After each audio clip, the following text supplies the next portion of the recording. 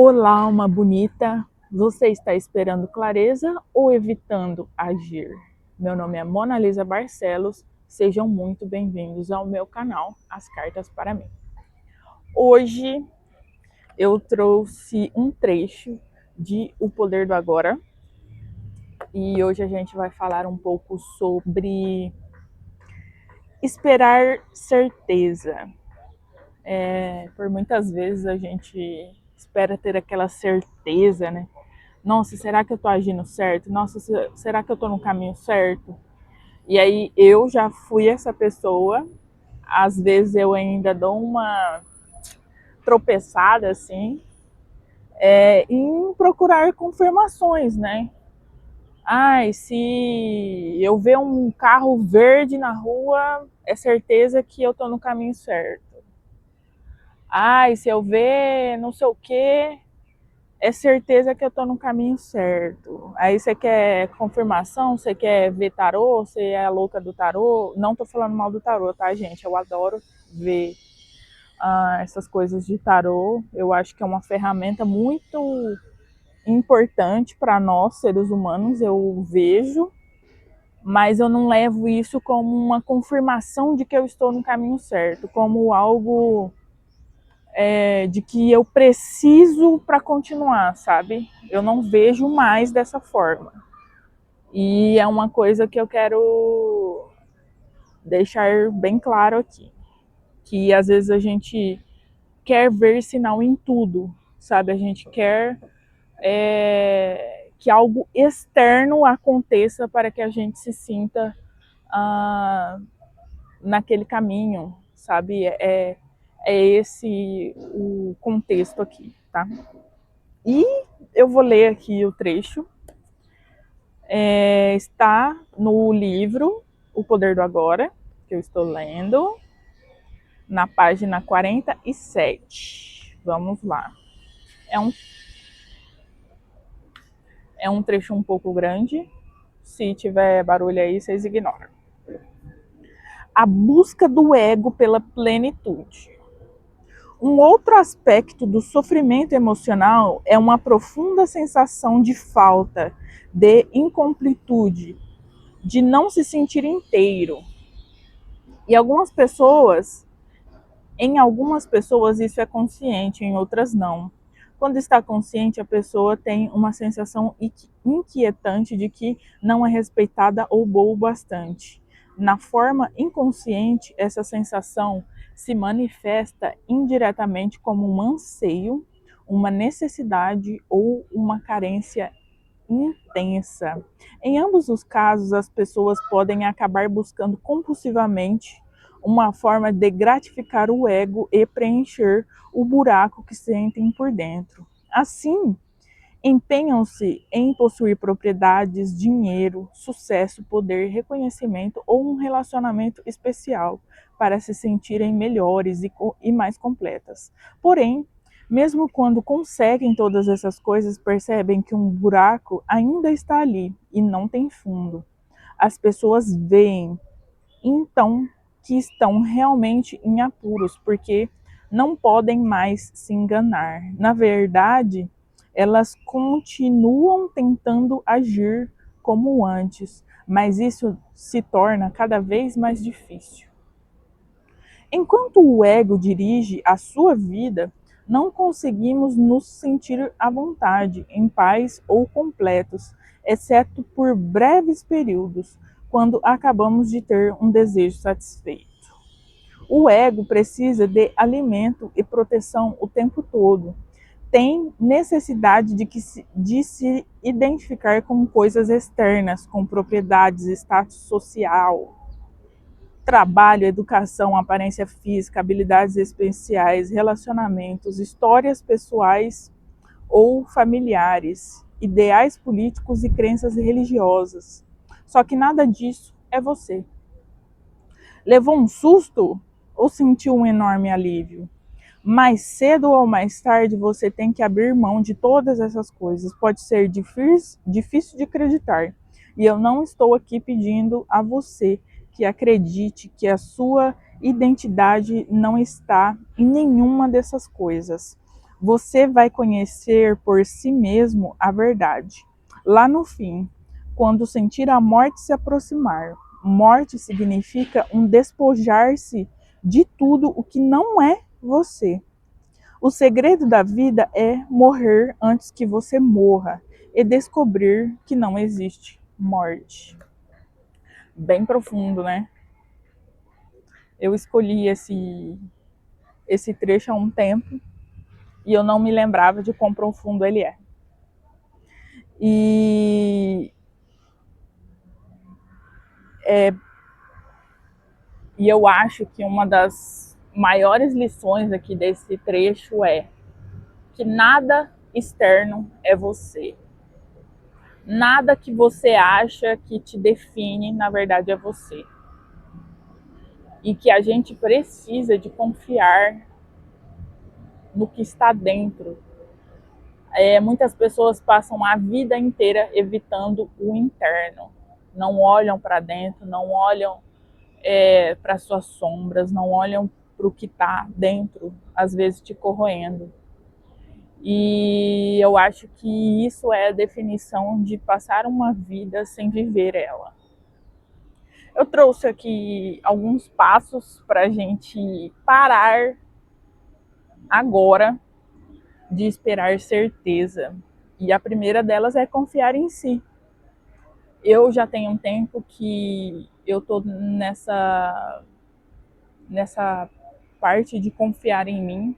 Eu não questiono mais as minhas intuições, eu não questiono mais as minhas decisões. Hoje, por exemplo, eu estava na academia, é uma coisa bem idiota, tá, gente? Mas são nessas pequenas coisinhas que a gente vai começando a confiar na gente, que a gente vai criando uma capa de confiabilidade na gente mesmo, tá? Eu estava na academia e eu estava na academia e eu cheguei perto de um aparelho e não tinha o peso que eu queria. Aí eu fui até. Aí veio na minha cabeça assim, ó, coloca o peso que tá no aparelho, porque tem aquela parte que não tá no aparelho em si, tá no suporte do aparelho. Coloca o peso do suporte do aparelho e depois você pega o peso que você quer. E eu não fiz. Fui lá direto no lugar. A hora que eu olho para trás, alguém tá lá começando a fazer o aparelho que eu tinha pensado que eu iria fazer naquele momento. E eu falei assim, porra, né? Se eu tivesse colocado o peso que não era o peso que eu queria, mas que estava no aparelho para, tipo, marcar o aparelho que alguém estava utilizando, aí saí da academia sem fazer aquele aparelho. Porque eu fui pro próximo, a moça que pegou o aparelho que eu queria ainda não tinha terminado, fui pro outro e a hora que eu ia pro primeiro aparelho já tinha outra pessoa lá. E eu tava com pressa, tenho bastante coisa para fazer, acabei não fazendo o aparelho. Então, são essas pequenas coisas que a gente vai começando a confiar na gente. E te digo uma coisa, na correria, na loucura, se você está sempre no 220, se você está sempre acelerado, você não consegue ter esses insights, porque é muito sutil, é uma coisa assim, quase que você não pega. Se você não prestar atenção, você não entende, você não pega. Por isso que o estar calmo, o se aquietar o coração é tão importante, é tão vital para que a gente pegue esses insights que vêm para a gente, no confiar na gente. A segunda, procrastinação disfarçada. Qual que é a sua narrativa? Por muitas vezes a gente procrastina inventando alguma coisa, associando a uma coisa que é real, que, por exemplo, às vezes você tem alguma dificuldade de conversar em público. Aí você procrastina para sempre isso. Você ancora a sua procrastinação em algo que é real em você. Só que aí, se é Gabriela, nasceu assim, vou morrer assim, vou viver assim? Não, a gente tem que.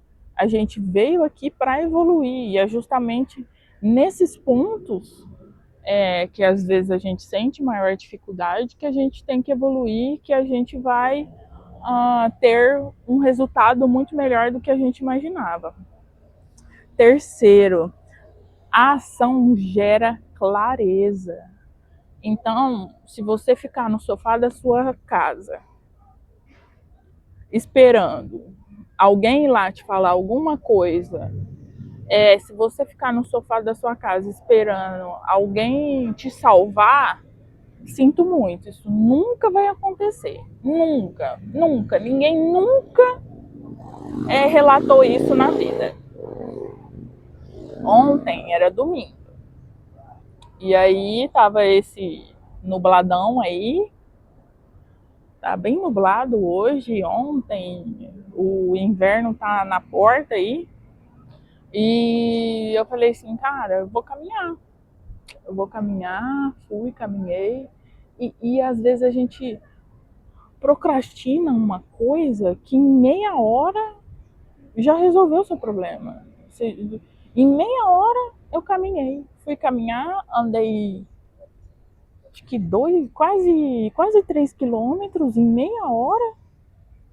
E sabe, rápido. Quando você age, quando você tem essa ação, e se você fica pensando muito, tem aquela regra, né, do 5, 4, 3, 2, 1 e vai. É isso que você tem que fazer. Deixar a procrastinação de lado. Eu sempre falo assim comigo, ó, eu sei que eu comigo mesma, tá? Tá, eu sei que você tá aí, mas eu preciso de fazer tal coisa, eu vou lá e faço. Se a gente não fizer isso, é como se a gente estivesse realmente enganando nosso cérebro, mas de um jeito bom, não procrastinando, e sim agindo. E quando você age, quando você faz, quando você começa, quando você dá aquele primeiro passo, vai te gerando clareza, vai te gerando, nossa, é um mundo diferente para mim, nossa, que legal. Aí você começa a assistir vídeos que fazem sentido, e às vezes você pega ali algum insight que você não tinha antes, alguma ideia que você não tinha tido antes, e aí começa uma. Aí quando você começar, a hora que você vê, você já está no meio do caminho, porque você só precisou de dar aquele primeiro passinho ali, aquela primeira ação para que você gerasse ali uma cadeia de acontecimentos para acontecer tudo que você quer fazer. Seja apaixonado pelo erro. Gente, se eu contar para vocês o tanto de cagada que eu já fiz, o tanto de bocada fora do coxo que já aconteceu comigo. Aí eu anotei uma frase legal aqui, ó, do Thomas Edison. Eu não falhei. Apenas encontrei 10.000 maneiras que não funcionam. Lembrando que o Thomas Edison é criador da lâmpada e várias outras invenções. Então, olha a mentalidade desse cara. Eu acho que no centésimo erro ali, muitas pessoas já teriam abandonado, né? Já teriam, não, deixa isso pra lá, isso daqui não vai funcionar. E não, ele fez 10.000 vezes até que ele conseguiu fazer a lâmpada elétrica. E assim, é essa mentalidade que a gente precisa. A gente sempre ouve, né? É que a autora lá do Harry Potter já foi negada não sei quantas vezes.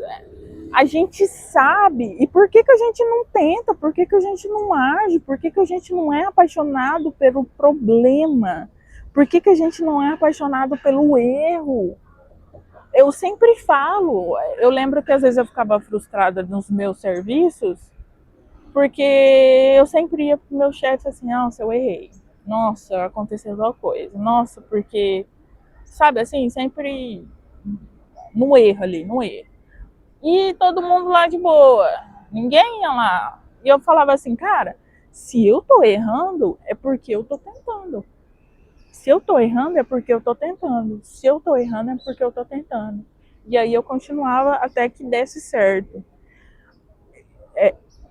Gente, eu não lembro de quem que é essa frase, mas é 99% de inspiração e 1% de. Não. É 99% de transpiração e 1% de inspiração. Então, é 1% de inspiração para você, pá, vou fazer. Essa é a sua inspiração. É só isso. Os outros 99% é agir, é trabalhar, é errar, é tentar. Clareza exige escolha e responsabilidade. Então, quando você age, você começa a ter clareza e você começa, com isso, a ter um senso de responsabilidade maior do que aquilo que você não tinha. Porque aí você começa a entender o que você não quer. Por isso que é bom você tentar. Porque você começa a entender o que você não quer. Tá, então você vai começando a eliminar, né? Nossa, isso daqui tá errado, isso daqui deu errado, vamos, mas eu não tentei por isso. Eu sempre falo assim, que o nosso conhecimento, o que a gente sabe, é 0,0000001 das possibilidades da vida. Não tem como, por exemplo, eu imaginar algo que eu não sei que existe. Não tem como. Então, não tem como, por exemplo, eu pensar que existe outras fontes de renda, por exemplo, as fontes de renda que eu conheço. Ah, é a pessoa ter imóvel, ter aluguel, é a pessoa trabalhar ali de fato, é ela, sabe? Então, isso é muito pequeno diante das fontes de renda que realmente existem no mundo inteiro. Imagina alguém chegar para você e falar assim: nossa, eu ganho dinheiro com Airbnb, só que eu não tenho um imóvel. Eu, eu ajudo os donos de imóveis a alugar. Eu só administro e eu ganho uma porcentagem. Você sabia disso? Então, existe essa possibilidade. Imagina o, o mundo de possibilidades que existe de ter fonte de renda. Então, você entender o que você não quer também é clareza.